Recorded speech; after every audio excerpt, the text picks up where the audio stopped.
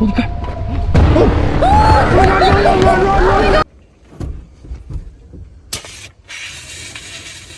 Oh my gosh. For the Ava. I'm just gonna lob it. On April 28th, 2025, YouTuber Maverick from the channel set out on what was meant to be a simple spring camping trip along the north shore of Lake Superior in northern Minnesota. His channel is known for filming outdoor adventures, truck camping, fishing trips, and quiet nights in remote places. But that evening, the trip would soon take an unexpected turn. I'm gonna be making my sweet way up the north shore of Lake Superior here in northern Minnesota. Right now it's about 25 degrees outside. Tonight it's supposed to get down to about 18, heavy snow. It's a gorgeous day, and one of my favorite things to do this time of year on the north shore is to go shore fishing. I'm gonna be trying to catch myself a northern Minnesotan steelhead. Although the lake's right here, and I could be to it in less than 2 minutes, then I'm gonna have to stop at a grocery store, find some food, all before I'm able to find a place to park and camp for the night. The trip started earlier that day at Maverick's garage. He loaded the truck and began driving north along scenic Highway 61 toward Lake Superior. His plan was straightforward. He wanted to try fishing for steelhead before a late spring snowstorm moved into the area. While driving, his phone showed a winter weather advisory warning. The forecast called for strong winds and dropping temperatures, but Maverick continued toward the lake. All right, so if you look at the river, you can see it's kind of coming down this way off the rod tip. You can see where that muddy water is. I'm gonna work my way down the side here and see if I can't get lucky. All right, well, unfortunately for me, I'm not able to get my bobber past the line. I've tried a couple casts now, and it's not really going in my favor. You can kind of see the water starts to clear up a little more. So if I can get it on that inner current seam right there, so I'm gonna try to hit that for a couple casts. I'm gonna move a little bit further down and see if I can't, I'm not super confident in my spots I'm at right now. I'm gonna give it a shot, a few casts before I take off on out of here and head over to a grocery store and figure out what I unfortunately think that'll about do it for me here. Oh, bad day to forget the jacket. When he arrived at the North Shore, the weather already felt colder than expected. He parked near a river mouth where steelhead were known to pass through. As he started setting up his fishing gear, he realized something important: he had forgotten his jacket. Despite the cold, he kept fishing along the shoreline. Waves rolled in from Lake Superior while he tried different spots where clear and murky water met. A little later, he moved to another fishing location where he planned to meet the son of a neighbor. Then, something unexpected happened. I'm gonna go ahead and drive to another river spot that I know. You see any fish? No. It's freaking cold out. Yeah, you got a little. That looks like a coho maybe. That's pretty cool. The guy down the shore there just caught a fish. Usually I stand up on this rock right here, but I don't think I tried that today. It's like a good way to get wet. Oh boy. Yeah, definitely a good way to get wet. Yeah, we're out. Woo, shit. Get me out of here.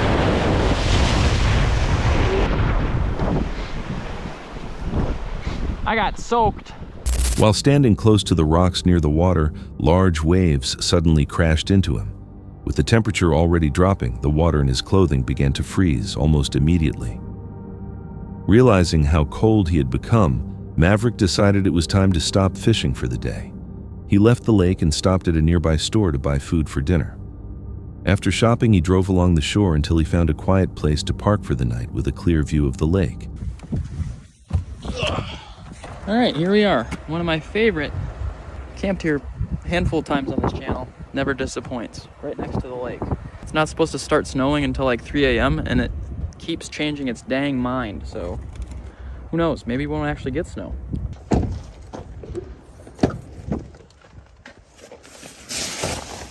All right, well, let's see if this diesel heater still works, shall we? Oh my God. Dude, my truck's on fire.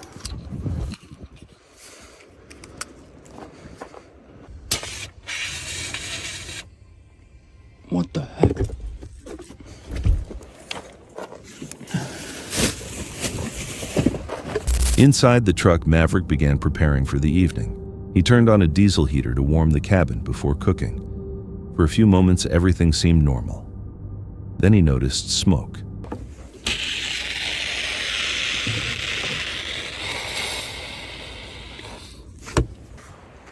What is happening? Oh my gosh, it might explode. I don't know what to do. Holy, this is not good. I'm dumbfounded right now. All of my groceries just got sprayed. What just happened?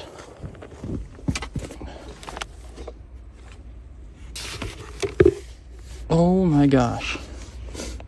That is terrifying. Look at this. This is a mess. Wow. All right, I gotta get some of this stuff out here and shake this dust off of it. Look at my socks, dude. Oh, what the heck?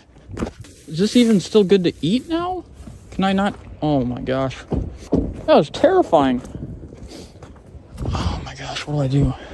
At first it was faint, but within seconds the cabin began filling with thick smoke. Maverick quickly searched for the source. Near the Goal Zero battery charging port, something had overheated. Flames began to appear around the charging cable connection. He grabbed a fire extinguisher and sprayed it directly at the source of the fire. White powder filled the cabin instantly. The fire was extinguished, but the inside of the truck was now covered with chemical residue from the extinguisher. His food, sleeping gear, and equipment were all coated in the fine dust. All right.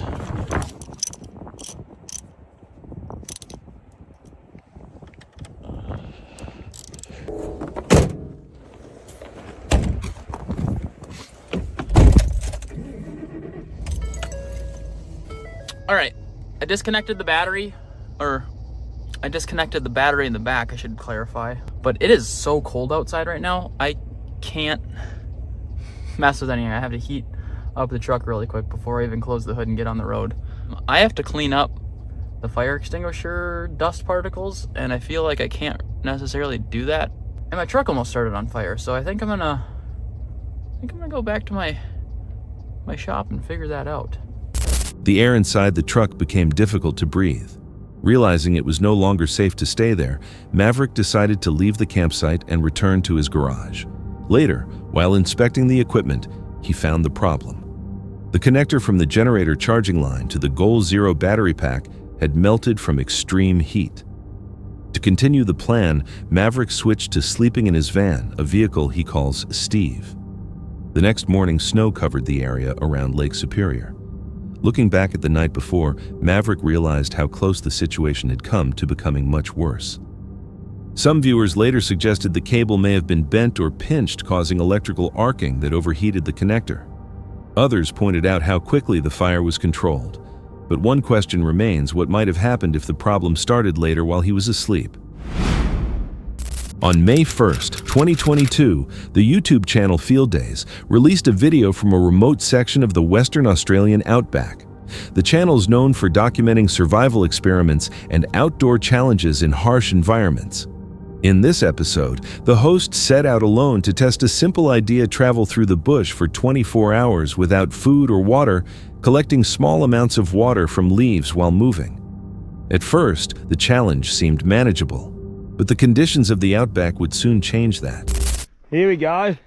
This isn't the one that we just saw, but I've just walked past this one, just found this is the tree we're looking for. This is called a white gum. These usually grow generally close to a creek or sort of close to water, but that's what this fella's doing, and these are the leaves that we actually want. This is exactly what we want. Beautiful. What we're going to do is we're just going to pillage as many of these leaves off this tree as we can, fill that bag up, and we're going to start hoofing it.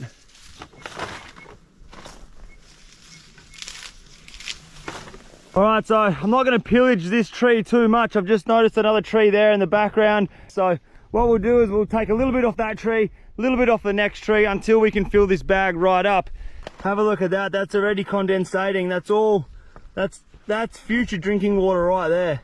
You got to keep your eye out, keep observant when you're out here, and that's what we win. That's so bloody nice. That's just a big long length, some old fencing wire. Anyway, I'll take that any day of the week. I'll snap a little section of that off and we'll put that in the backpack. That's most definitely going to come in handy. That's real good. The hydration station. This thing, it's gonna work. It's gonna work like a bloody treat. There's a couple of ants in there also. Look, you can't really do anything about that. We'll just have to sieve that water out when we're drinking it. There's no way in the world if you were to put this over a tree that you'd be able to collect that many leaves off of the one branch. You can see it already, completely getting all hot and moist and steamy inside. Grab that fencing wire which we found on the floor over there.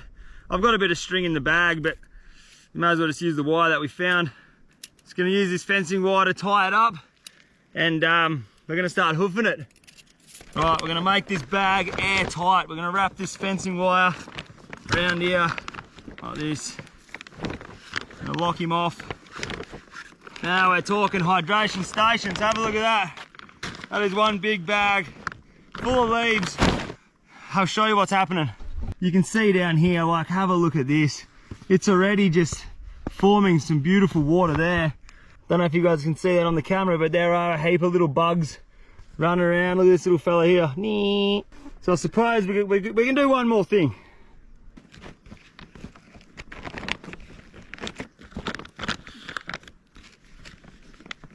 Early in the trip, he found a white gum tree.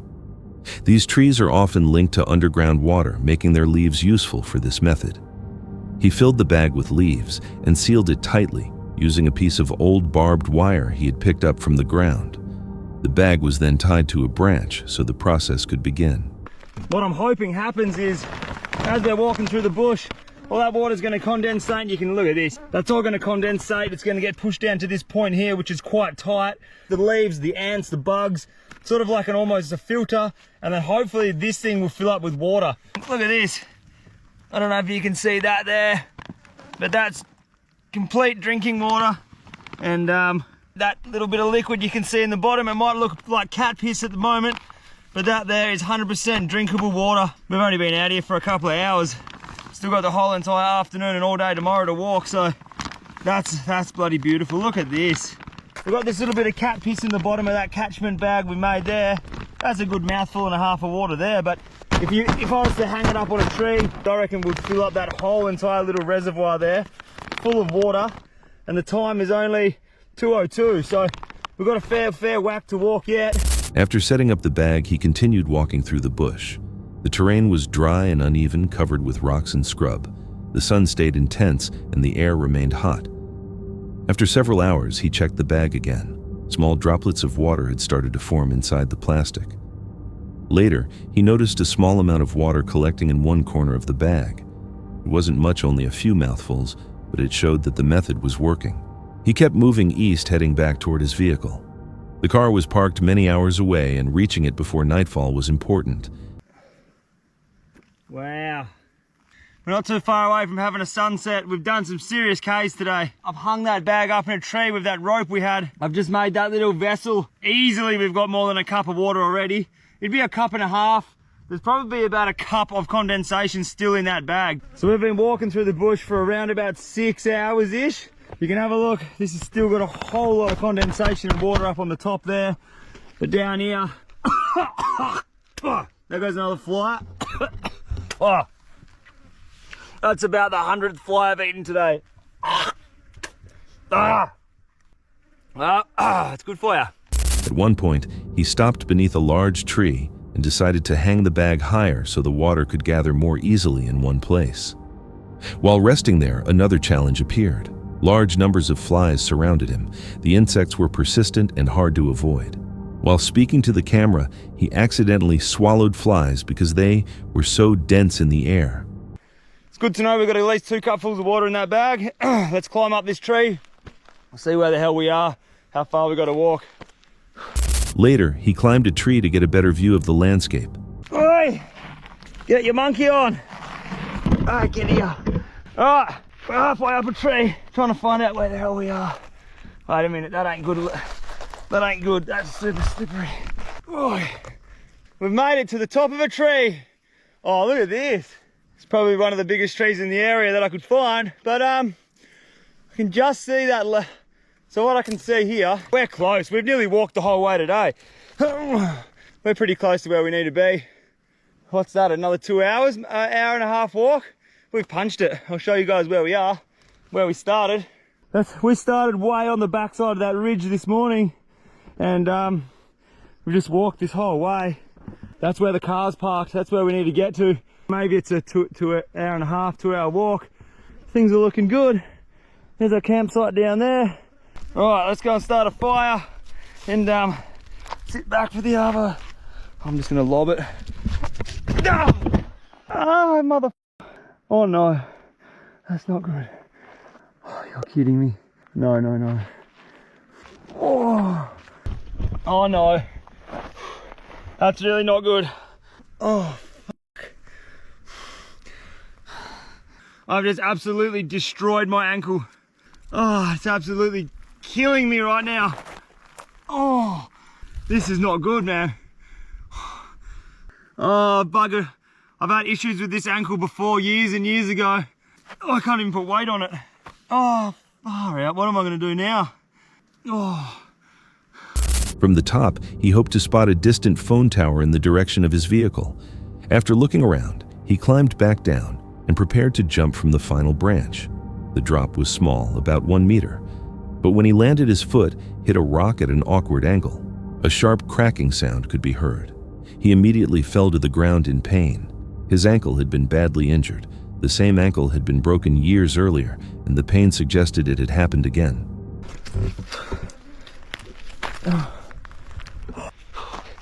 This is actually not even a joke right now, but my ankle, I can't even move my foot. This is bad. No phone reception. This isn't good. This really isn't good. Oh, man, that's not good. Oh, no. I've actually broken this ankle before surfing a couple of years ago, and it's exactly that same spot. This is so shit. All right, it's about a 2 hour walk on a good foot to get to the car. Hopping to the car like this is gonna take me hours. We're gonna have to just start thinking of ways to get back to the car. We're not camping here. This is bad. All right, I'm gonna have to make a set of crutches out of sticks, and we're getting out of here. Oh, this is the worst.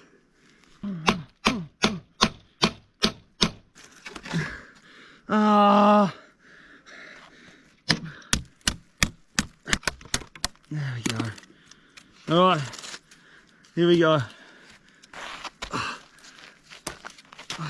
Oh, that's good.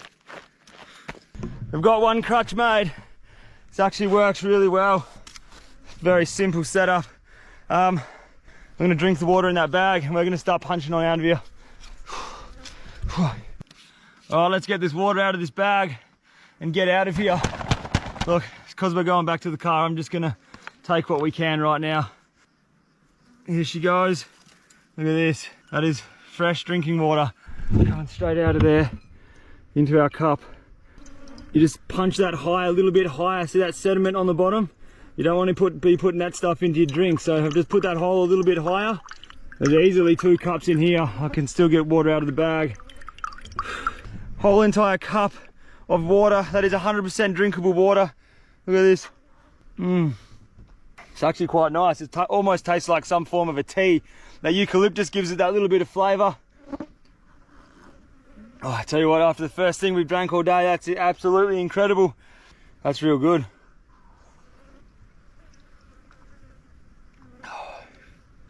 It's actually very, very clean water. It's beautiful. Look at my ankle, it is so swollen. Check this out. I'm actually gonna leave my shoe on because I don't reckon I'll get my shoe back on. Oh, what have I done? Alone in the bush and unable to put weight on his foot, he now faced a difficult situation.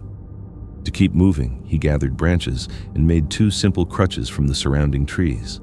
Before leaving the area, he collected the water that had formed inside the plastic bag. The method had worked. The bag held more than a cup of clean water. Using the crutches, he slowly began moving through the bush toward the direction of the road. The sun was starting to set, and the flies still surrounded him as he moved step by step through the fading light. Eventually, after hours of slow progress, he heard the sound of vehicles on a nearby highway. It was the first sign that he was finally close to safety. Several viewers later pointed out how unpredictable wilderness travel can be. Even a small fall on uneven ground can cause serious injury. In remote places like the Australian outback, one accident can quickly turn a simple challenge into a real survival situation. On June 17, 2022, Bahadur sets up camp alone beside a forest lake as a severe storm rolls in. The footage is from Tikar Wilderness, Bahadur Kulich, a channel known for quiet, realistic solo camping. No narration, only rain thunder and a night that refuses to calm.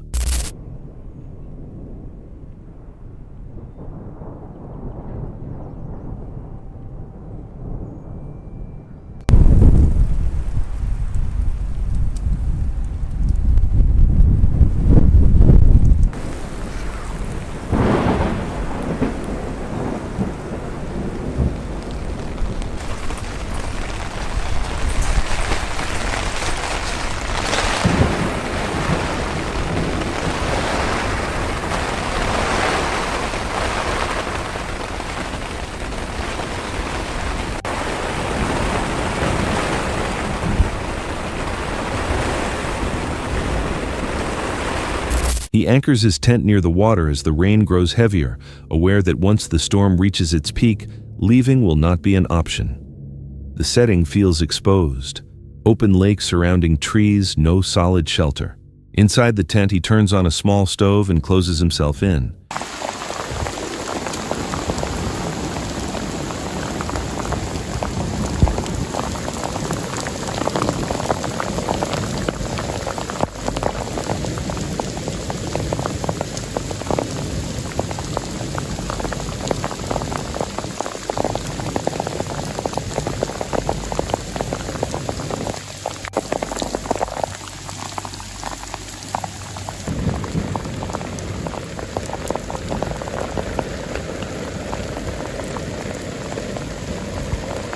Rain and thunder pound the fabric just inches from his face.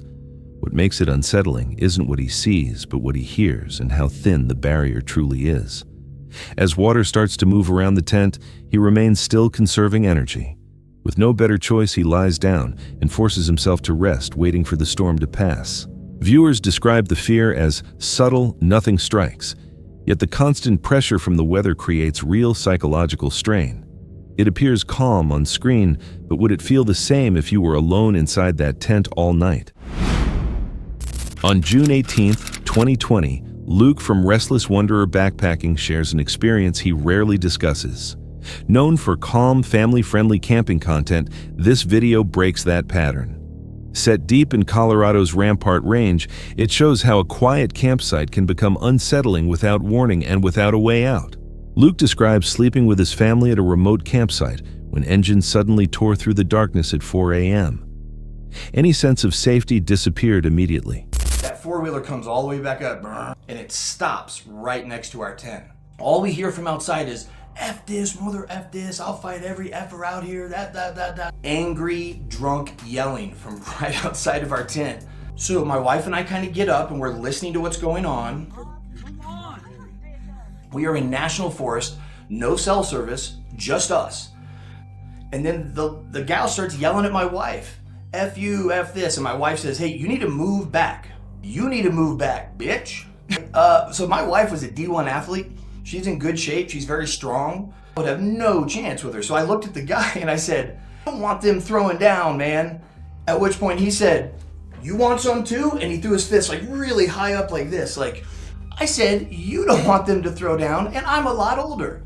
So at this point, I'm just trying to de-escalate the situation. I have them in my car, but I got nothing here to help. I apologize. Get mad, and they kind of come together and start yelling at each other and walking off into the forest. So guys, at this point, they're walking through the forest. Can't really hear them anymore.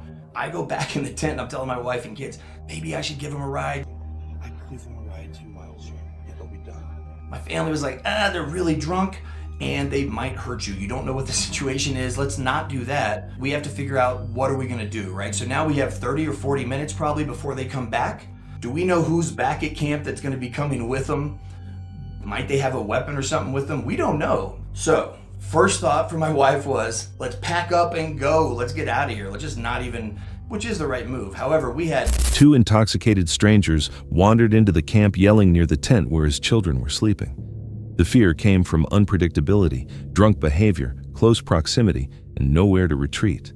When one man became aggressive and the woman moved toward Luke's wife, the situation felt close to turning violent. Luke chose to stay controlled, keeping his family together, lighting the camp, and preparing to defend without escalating. At first light, they packed up and left. The lesson stayed with him in the wilderness. The greatest danger can be other people. Viewers largely agree alcohol, isolation, and darkness can turn ordinary people into the most unpredictable threat outdoors. Nothing violent occurred that night, but if tensions had risen just a little more, would this still be a story or a headline? On October 11th, 2025, Igor heads deep into the forest for a solo survival challenge involving firearms. The footage comes from Silver Star, a channel focused on rugged wilderness, camping, and self-reliance. The setting appears calm, but the setup feels defensive, as if the night ahead requires alertness rather than rest. Igor fully commits to the cave, strengthening its entrance with branches and arranging his camp inside solid stone. He isn't simply settling in, he's securing the space. The narrow interior restricts movement, creating the uneasy feeling that this shelter is meant to be defended, not enjoyed. As darkness sets in, he finishes his meal by the fire. The light provides warmth, but also feels exposed, like a signal in an otherwise quiet forest.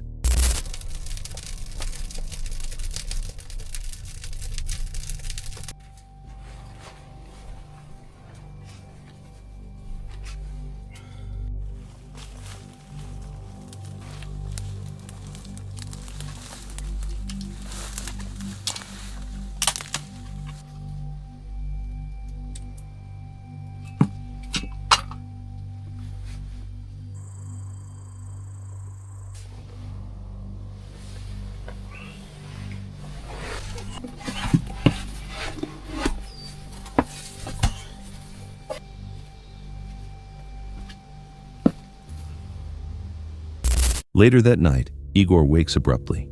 He grabs his rifle and listens, standing still at the cave entrance. Nothing can be seen, only darkness and the possibility of something unseen nearby. Eventually, he forces himself back to sleep. Morning arrives without incident. Yet the tension remains because nothing happened, and that's what made the night unsettling. Viewers note the preparations seem directed at an unseen threat, suggesting concern about people or wildlife without confirming either. If the forest remained silent all night, what made Igor prepare as if it wouldn't? On October 30th, 2023, the YouTube channel Travel Beans, known for van life and slow family travel, begins looking for a place to wild camp. Nothing seems off. Yet a quiet tension starts to settle in, unspoken but persistent. After visiting some of Scotland's most well-known landmarks, the trip gradually shifts. Sightseeing gives way to the search for a place to stay overnight. Hey, we made it! We're in Scotland! First time in nowhere in Scotland! I'm already not feeling welcome here in Scotland. It's like they turn the temperature down the second you get in here. As it was late, we decided to stop at a service station along the route for the night. First night done, and we felt very welcomed here in Scotland, mainly because we had to pay £10 for the privilege of doing so. But we had probably the best showers that we've ever had in a service station. I don't think it's that big a deal that we feel welcome at a service station because obviously they have money to make. The real test is going to be how welcome are we going to be out in the beautiful Scottish countryside. Let's go to Loch Lomond. The plan is to wild camp tonight, so we are on the lookout for a really great park up spot. We use the app Park for Night, and I'm filtering it by places that are surrounded by nature, and we've got this one here right next to a loch. But also it is right next to the main road. It's very, very loud. Yeah, it's pretty though. Unfortunately, I think this one is going to be a no because it is too close to the road and we have had a bad experience with this in the past. We headed further away from civilization in search of the perfect spot. Look at this place! Oh wow! Oh, Scotland, you beauty. We have found our spot for the night. We always say on this channel the camera never does justice to what we're seeing, and this is another example of that. Several beautiful locations appear. They look convenient, even inviting, but feel too exposed. The thought of locals honking horns in the middle of the night is enough to keep them moving. Driving deeper into quieter areas, they eventually come across a secluded parking spot by the water. It feels ideal, isolated, exactly what wild camping should be. That feeling doesn't last. There is always going to be people letting the side down. We've got a fire pit, which I'm not sure if that's strictly legal or not, but what I do have an opinion about is taking a and leaving it there. So let's have a chat. Why do we not feel welcome in Scotland? This is the only place that purposefully we have been woken up by locals beeping at us. Which is why we try and find places off the main road. A lot of locals do not like camper vans for reasons like the poop that's outside. At the end of the day, the problem is that there are bad eggs letting the side down for the rest of us. There have been reports of things like littering, parking in the passing places, emptying grey waste on the side of the road, sleeping in inappropriate places like graveyards, ignoring no sleeping signs, and just being generally bad drivers. I think that, along with the growing popularity of things, has just been the perfect cocktail to create so much havoc that the locals just end up hating all of us. As we gave an interview a couple of years ago with a newspaper explaining about the NC 500 and why the locals don't like it, there is kind of an infamous Facebook group where the locals basically just hate on all van lifers that come through the area. They posted about us and came at us. It is particularly upsetting when we make such an effort to leave no trace, to be as respectful as possible. We also completely understand why people would be so upset with these kind of horrific behaviors like we listed before, but it really is a few bad eggs. But as a community, I don't think the majority should necessarily ignore the minority in this, and like, it is a real issue what is going on. At the site, they notice what others have left behind: trash paper, human waste. The beauty is still there, but it's damaged. In that moment, the reason behind local frustration becomes clear. They openly discuss the anger toward van travelers, recalling being insulted by a local Facebook group where all van lifers were treated the same. The next morning, the journey continues. Nothing stops them, but something still lingers. The fear here isn't a single event, it's a consequence. A quiet reminder that repeated disrespect can turn even the most beautiful places into silent warnings. When no one confronts you but the land itself feels uneasy, is that still a welcome? Or is it the last sign that something has already gone too far? On November 8th, 2021, Kyle and his team from the YouTube channel Stromedy, known for staged horror and scare challenges, enter an abandoned tree fort near the Capilano Suspension Bridge in Vancouver, Canada. High above the forest floor, the setting itself feels unstable, quiet, exposed, and difficult to escape. Okay guys, we are now approaching what's called the Cliff Walk, which is actually a certain pathway that you need to take in order to get onto the suspension bridge. That shit does not look safe. Well, exactly, Cameron. All right, let's go, let's go. Hold all of us? We're going like underneath the freaking dock. We have to walk across that in order to get to the bridge. Yo, that's crazy, Kyle. Hey, yo, let's go, guys, let's go. Crap, this is so freaking skinny. Stromedy Squad, keep your eyes peeled for clowns. We know they're very vibrant and easy to spot. This is freaking insane right now. Look where we are, guys. We're making progress along this crazy freaking cliff walk. Holy crap, look, we're literally just being held up by these two metal rods right there. Everyone just take it easy on your feet. We don't want this thing to freaking collapse. Kyle, I'm really scared. Oh my god, what? It's taking us up along the side of the cliff now? Higher. What the freaking heck? Guys, remember, we heard that freaking clown over on the other side, so just... I feel like this specific cliff makes their noises echo, so you'll never know what side they're really coming from. Yeah, you know what I'm saying? It sounds like it's coming from all around you. Okay, guys, I think the suspension bridge is up here. Look how high up we are right now. The bridge has got to be somewhere like right up there. Whoa, what the hell is this place? It's almost like they're trying to welcome you here so that they can fucking sneak up on you. There's something about lights, though, that just make it seem a lot more like a circus. Yo, it's starting to take us down now. I think the bridge could be somewhere up there. Oh wait, I'm seeing it again. Okay, let's go. Yo, I think this is the entrance to the bridge right here. We're actually heading onto the bridge right now. We found the freaking bridge. Yo, this is the one that takes us across over to the other side. to be Yeah, honest. there's a lot of people. A lot of on it. people, bro. Do people know the threat of this? Of what lingers on the other side of? Look at this, guys. Look how far of a drop that is. Guys, we're almost there. We're halfway right now. Come on, let's go. Okay, and Stromedy Squad, we officially made it over the bridge, and we're now on the side that clowns actually took over many, many years ago, guys. This is especially where we want to keep our eyes peeled because we're actually in what used to be the clown territory now. So, wait, shh. Wait. You guys heard that? You hear that? I did. Yo, It came up from? there. Yeah, it sounds like it's coming from like above us. The group moves across suspended walkways surrounded by height and open space. There's no solid ground beneath them, only narrow platforms and gaps that force slow, careful steps. As they continue deeper into the tree fort, the atmosphere grows heavier. Sounds carry through the trees, difficult to pinpoint. The joking fades. All right, guys, we're heading up to the top of the fortress now. We're actually gonna go into the tree forts. Oh my God. We're literally up in a platform in the sky, and it literally runs all the way down there. Hard to believe that clowns once controlled this entire area. We are literally on the hunt to find any clowns in the area and capture it on camera. We've been looking now for about 30 minutes in this abandoned tree fortress. Wait, guys, wait, you see that? Wait, it looks like a clown over there. Get closer, get closer. Wait, what is he doing? Let me get a better view of this. Look at that. Oh my God, I think that's one of the clowns that fought in the conflict. See, I knew this place wasn't empty. I knew clowns lingered here still. Focus sharpens. Below the wooden structures, a figure appears, a clown standing in the shadows. It doesn't rush, it watches. The distance makes it unclear, but the presence alone changes everything. Wait, yo, this path comes all the way up here. If he starts coming up these stairs, we gotta run. We gotta make a run for it. Yo, look at his face. Oh my God, he's looking this way. Guys, get down. Get down, get down, get down, get down. How do we get past him? Yo, look at him.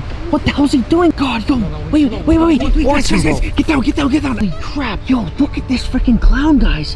What the hell is he doing? He's definitely like patrolling the area, like making sure there's no humans in the area. Oh my God, he looks so mad. Guys, stay down, stay down, stay down. Holy crap.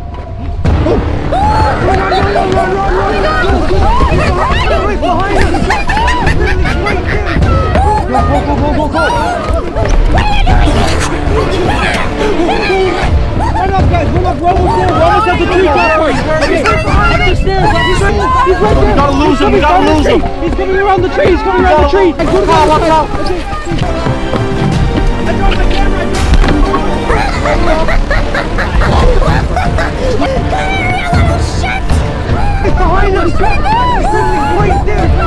The group tries to move quietly, but the figure reacts.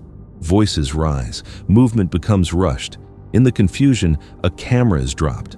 The footage ends as they pull back, choosing to leave, rather than remain exposed in a place where control is limited and mistakes carry consequences. The fear builds because the setting restricts escape long before the clown appears. Was the clown the real threat, or did the location already trap them mentally?